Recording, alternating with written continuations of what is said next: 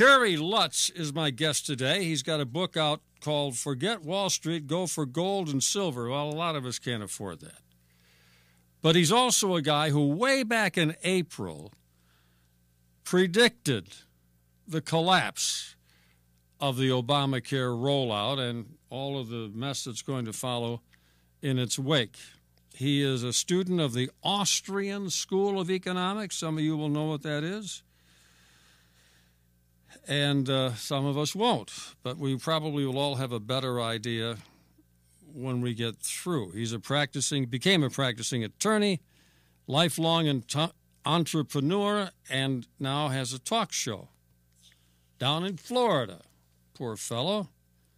West Palm Beach, I believe. We'll be talking to him in just a moment. It's time for the Newsmaker Show on News Talk AM 1480 WLEA. Here's Kevin Torres. Okay, Kerry, welcome to our show. Now, before we went on the air, you were telling me that you knew Obamacare was going to be a dud. So what did you do? You knew back in April that your insurance was going to be taken away, even though they lied about it. You knew that they were going to do it, right? Oh, yeah, because my insurance doesn't pay for abortions. It doesn't pay for birth control pills. It had a lifetime cap. I don't think it pays for mental health, a whole bunch of things. So it had to be canceled. Wait a minute. What about delivering a baby? I think it pays for that. But you don't expect to do that. You don't expect to do that, right? Yeah, I'm kind of past my childbearing ages. Yeah, so, okay. Probably not. I really can't wait for people to see what they're covered for. And they, of course, those of us who have company insurance, we haven't seen how bad it is yet. The other people have. All right, go ahead. So basically I said the first thing I have to do is really make a commitment to getting healthy, because I'm not going to be able to afford to get sick anymore. It's a luxury that I can't afford. So I went on a major lifestyle change, lost 25 pounds, got rid of my type 2 diabetes, lowered my blood pressure, lowered my cholesterol, all those bad numbers, dramatically lowered them. And then I went on a binge of seeing every doctor that I thought I might need. I'm 56. I went and got a stress test, and I'm seeing a cardiologist in a couple of weeks, even though I don't need to. But the fact is, maybe next year I might need to see one, and I probably won't be able to, or it'll be very difficult to see doctors next year, because we're facing potential chaos in the medical sector. And who knows what's going to be covered and what won't be. I know that my out-of-pocket expenses are going to be dramatically higher. So even though I don't need to see that specialist now, probably will need to see him next year. So let's see him now. It'll be cheaper. It'll be easier to see him. So for the past 6 months, I've seen multiple doctors, multiple times, just in anticipation of the chaos that's going to occur from Obamacare. Now, you knew this back in April, and you're on a talk show, and you're saying it on a talk show. I bet you got some nasty calls. Well, compared to, saying bad things about the president and Obamacare is almost as bad as saying things about that you don't believe in climate change or that you're against veganism. Yeah. Those are the third rails of talk radio. Well, I understand that a guy in Denver lost his job because he pointed out the fact that Obama's mother posed for porno pictures, and they canned the guy. Yeah, well, it's when you're pointing out the truth these days, it can have hazardous effects on your career for sure. Did you know that, by the way, about his mother?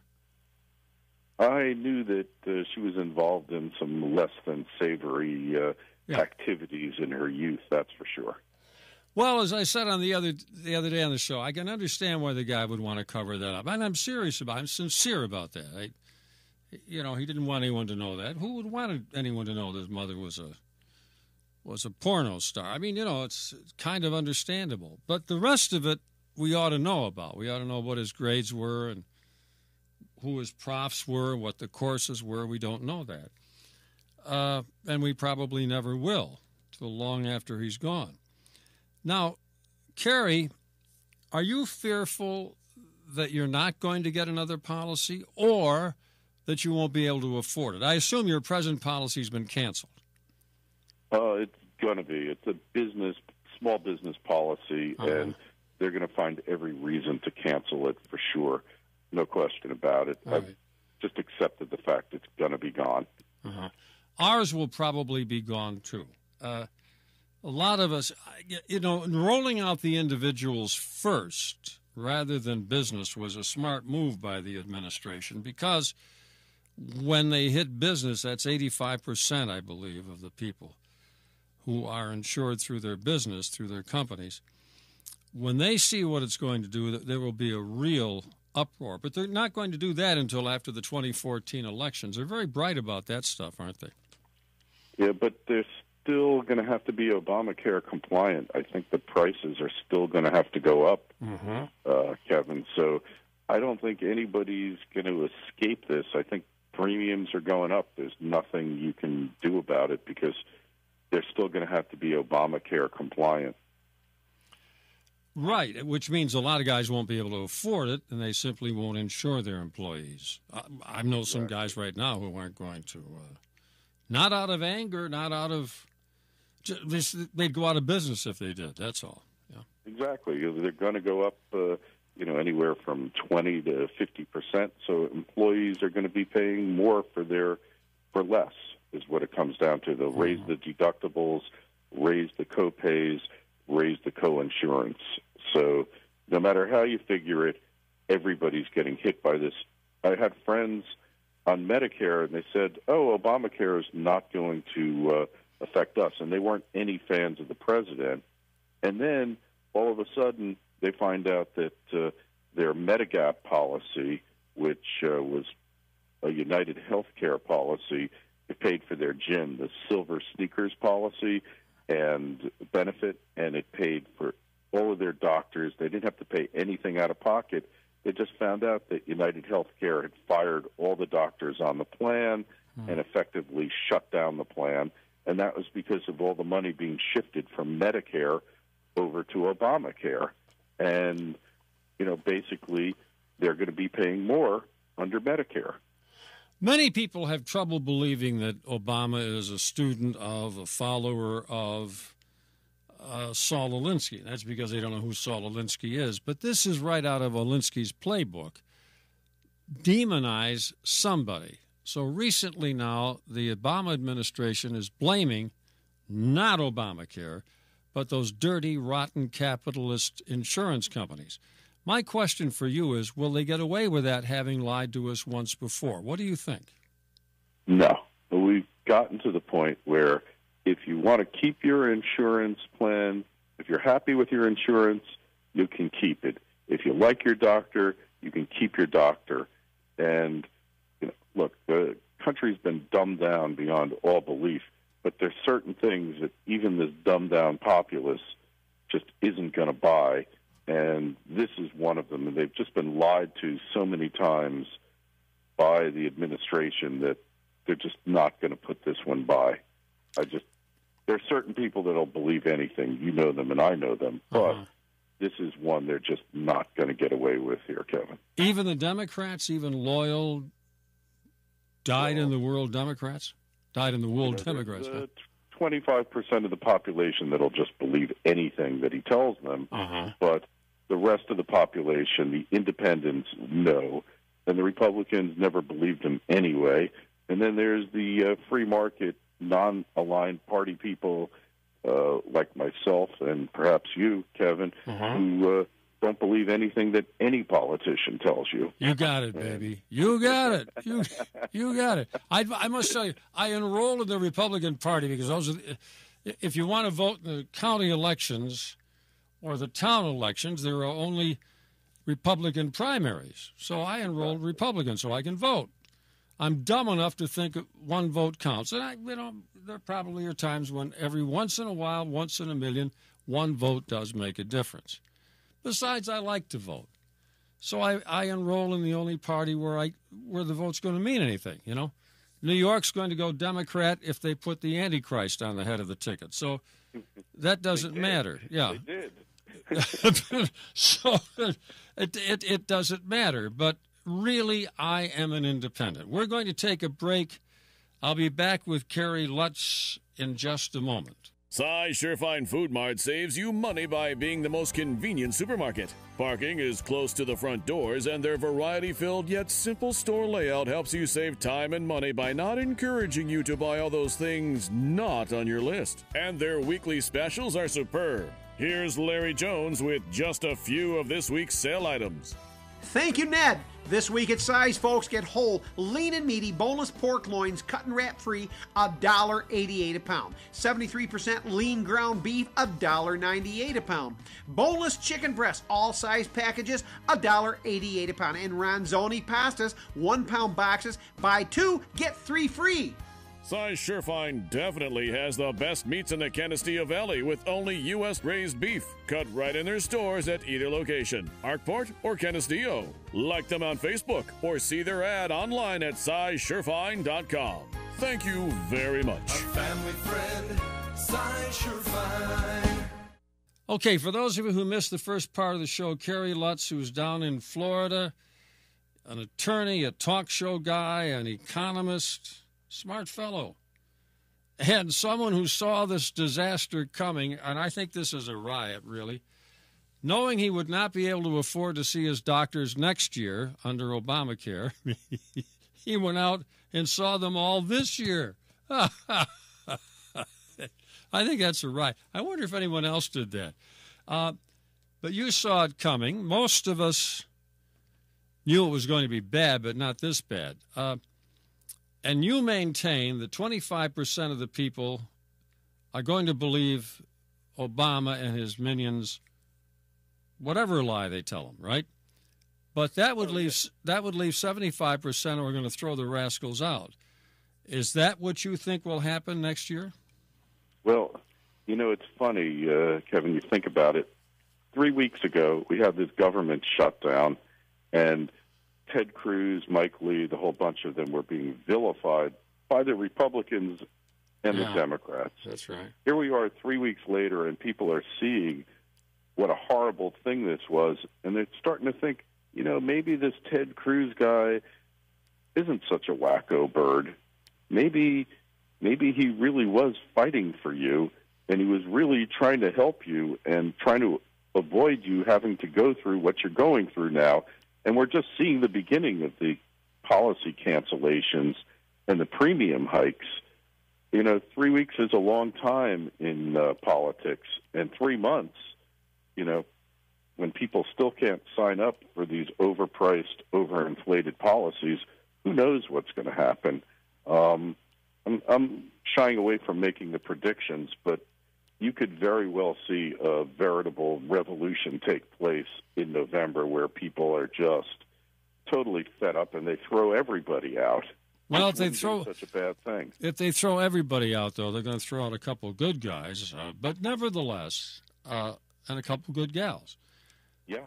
Nevertheless, there is that thinking, get rid of all of them. Well, then you end up with Democrats still controlling the Senate and Republicans still controlling the House, and by a small margin both places. So it's better if they choose whoever's going to tell the closest thing to the truth. Now, they've caught Obama in a lie. Even NBC, which has been carrying his water, you know, for all these years, even they are now saying he lied. I'm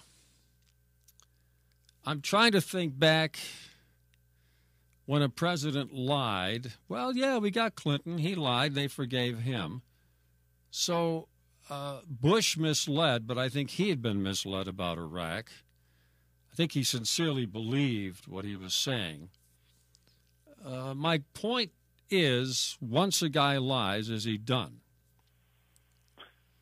Well, you know, there's the argument that Obama is quickly becoming a lame duck president anyways. So hard to know. And, you know, he's still got his minions making regulations left and right, trying to kill the economy. And, he's still got power there. So hard to know. I would refrain from making predictions, but as far as legislatively and credibility-wise with the American public, I think he's shot there for sure. Okay, your book is entitled Forget Wall Street, another group of unsavory characters, I think. Go for gold and silver, too. Tell me what you mean. Listen, I don't know too many people who can buy gold at whatever it is, $1,600 an ounce, something like that. $13.30. Oh, it's down that far. Okay, but silver you can afford. A lot of people can afford silver. Sure. Why are you telling them to buy silver, and if they can afford it, gold? Well, here's the thing. The U.S., since it went off the last vestiges of the gold standard in 1971, when Nixon closed the gold window, has been in a race to debase the currency.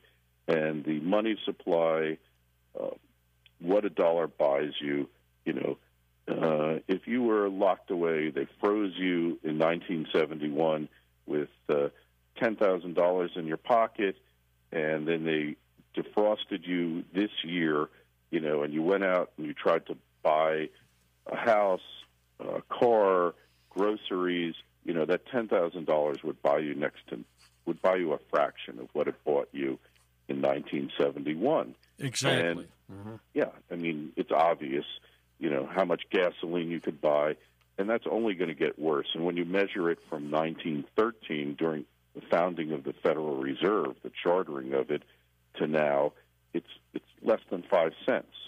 And what people don't understand is that from the founding of the Republic in 1776, for those of you who've really been dumbed down by the government indoctrination centers, forgive me, schools, that's when the Republic was founded. We had no inflation. We had periods of inflation, but basically $1 in 1776 bought the same amount of goods and services up until 1912 that it did in 1776. Really? Because, amazing, yeah. It was based on gold. $1 was a definite measure of silver. I don't want to get into all the technical stuff because that will bore you. But suffice it to say, $1 in 1776 bought the same roughly amount of goods and services as it did in 1912.